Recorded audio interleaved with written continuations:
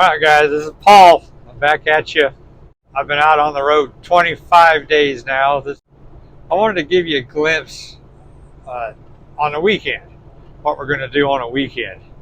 As a truck driver, you don't really take off. And this company I'm working for, Melton, they don't like you to do 34-hour resets like some people do. That's where you run hard 5-6 days and then you take a couple of days, a day and a half off and relax. They don't want you to do that. They want you to work 8-9 hours every day, and you save some hours so you keep working straight. You never stop. So that's kind of how they have everything set up. So my Friday, I got to Chicago, picked up a load in Florida, got to Chicago Thursday night, and I had to drop off Friday at like 8 o'clock. Well, I'm in Chicago, and of course I got 45 miles to get to my stop. So I was up at 4:30 and on the road at 5:15. Got to my stop at 6:15, and that was perfect because there's already traffic. You got to get in. You're talking little roads, and we're unloading on the road there. You got to get turned around and find your place. Heck, 6:30, the guy came out and says, "Hey, untarp, unsecure. You're good to go." I was there an hour and a half early, and he was ready to go. You know, people working already. So thank God I had Connie there, and we pulled those tarps off. We put everything away. I was done at 7:55, 8 o'clock, finished. Empty truck. I reported in, and I already had a load assignment going to Salt Lake City, but it wasn't finalized. So I sent my codes in, went across the street to the little gas station, grabbed a snack, used the bathroom, came back, and I had my update on my little computer thing. It says, "Yep, your load pickup is 17 miles away, 30 minutes drive in Chicago." I plugged that in. I'm using GPSs and stuff these days. It's such a lifesaver having a truck GPS. We go over to this metal place, EMJ it's called. It's notorious. Got all these warning labels on our computer system saying, "Hey, they overload you. There's metal pieces everywhere. You got to spend all this time," and it's very, very technical and a pain in the butt. Just a pain in the butt to load this, and it's tarped. So Connie and I took tarps off, and now we got to take them back out and put them back on. So we get over there through Chicago traffic, not too bad. Place is easy to get into. You can even spend the night at this place, which is nice. If you get there, you can spend the night there. I got to drop my trailer, and I got to pick up a trailer that's already loaded. And so when you pull in, you got to find the shipping office. You get out, you turn some papers in. They hand you more papers. You go drive around, find your trailer, and this is where you start losing your time. You have all this wood that you need for loads on your trailer, so you're going to take 10 minutes, 15 minutes to unstrap that, throw it on your new trailer. And it doesn't matter if your new trailer doesn't work. If you got a flat or if you got no brake, whatever's wrong with it, that's your trailer. Your load's on it. You got to fix that trailer. Well, look, this nice trailer I got now, except for our trailer only has 6 winches on one side, which screwed me over. But so we transfer the wood. We've got this load. We have 460 pieces of metal, ranging from pencil size, this size, all the way to huge size metal, dowels, and even sheet metal, like 2x4 size metal, all over, everywhere on this truck, and some boxes of stuff. So they range from 30, 40 feet to just 5 feet. And so there's no way to get straps on the thing. And this is why everybody complains about these loads. So I used everything I owned in this truck, as far as straps go, to strap it. I used hand winches because I don't know why the trailer only has 6 winches. Somebody's taking 3 winches off one side. You're supposed to have 9 winches on one side and 9 on the other, so you can throw 18 4-inch straps. And then you can use your little hand straps. You got 4 2-inch straps, and you got 2 other 4-inch straps with hand. So that gives you a lot of straps. Because what you do is you throw all these straps across everything, and then you got to go through, and you also got to do what we call a belly wrap. And so you got all these. Think of having a whole handful of pencils. You know, pencils always fall out, and you got a whole round handful of them. They keep falling out on you.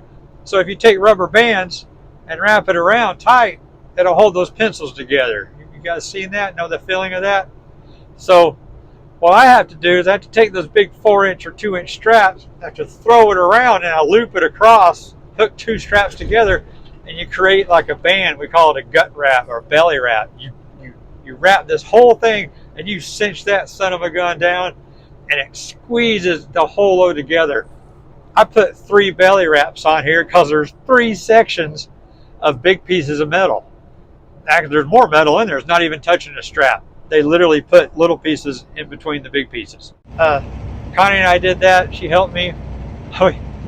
We did the strapping, and then we had to throw the tarps out, and then you had to go weigh it. You had to scale out there because they're notorious for doing the weights wrong. So you got to strap it or you can't move it.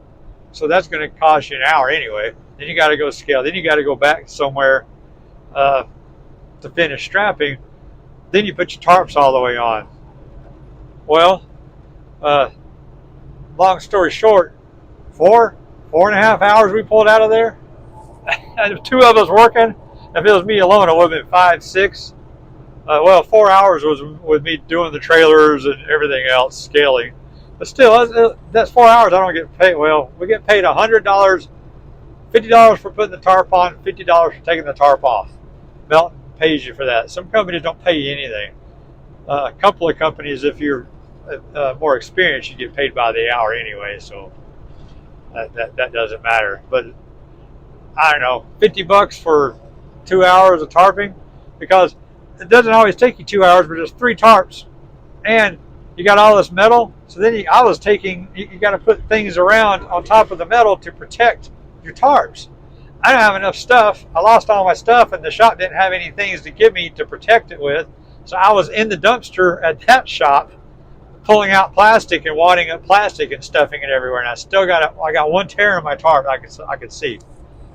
Luckily, they're terrible tarps I've got now, so it's not a big deal to tear them. Once you got to patch it. So I don't know, kind of a pain in the butt. And anyway, so we get going. 1:30, we're on the road, and you think, I'm going through Laramie. I have plenty of time to stop, at the house overnight. Well, the way your clock works, you only got 70 hours to do 8 days of work. I'll do a better thing on this later. But because I had to say that I took some time to untarp the first load, secure and tarp the second load, when I got in here ready to drive, I only had 5-6 hours left to drive. So we couldn't get that far. And so how it ends up, I can take maybe 2 hours in Laramie just to do laundry and shower, maybe go to the grocery store, maybe 3 hours at the most, because you got to get up early, 4 or 5, got to drive, get parking. I'm still not that good at parking, backing in and stuff, so I'm always worried about where I'm going to park. Get better, but I'm still not where I need to be. And then since we're going to Salt Lake, you got from Evanston to Salt Lake, you're going to have 80 to 100 mile run with very limited parking because it's all curvy through the mountains and the rich area, the ski areas and stuff, and then into Salt Lake, and there's no parking. So I'm going to be 100, 130 miles short of my stop because I can't get all the way because I don't have enough hours. So we did get to stop last night at the Iowa 80 truck stop, walked around for a couple hours. That was fun. I like doing try to do something fun every now and then. And just found another truck stop that was awesome. But we get these loads, they add it up, and they try to get you there at 8 o'clock in the morning because you drop at 6:37. Then you can pick up another load. If you're late or if you miss that drop off and you can't get another load, you're going to sit for a day or two. So the week that I missed my load because of traffic and I was late, I didn't get it loaded until Wednesday. So I only made $800 that week, $700-800 that week. But the last week I made 3,000 miles, so I'll get $1,500-1,600. And that's a new guy starting out too. That's pretty good pay for a new guy. Anyway, that's all. I just wanted to give you a little taste of it. That we ate out at Wendy's last night. We could have eaten out at a restaurant. We've had showers every day. The bathroom thing is a pain in the butt. Sometimes you're close, sometimes you're a long way away. I like living in the truck. It doesn't bother me. I don't need to eat fancy. I kind of like the lifestyle. I enjoy looking at the trucks. So it's not a bad life. I feel rushed a lot. Part of that's me being new. But I think that if you're going to make any money and pay the bills, I guess you're going to have to be rushed. So anyway, I'm on my 25th day. Supposed to get some home time soon, but I don't know if we're going to take it. Maybe go another three or 4 weeks, take off a few days, get kind of burned out. But if I get like a day or two off to reset my clock, get a couple of days off, I'd be happy. Sometimes the money's not worth it. It's better to take a couple of days off. So anyway, if you like it, like and subscribe, and come back, and we'll keep showing you what we're doing, just the regular day-to-day life stuff. Have some more things to show you. Thanks.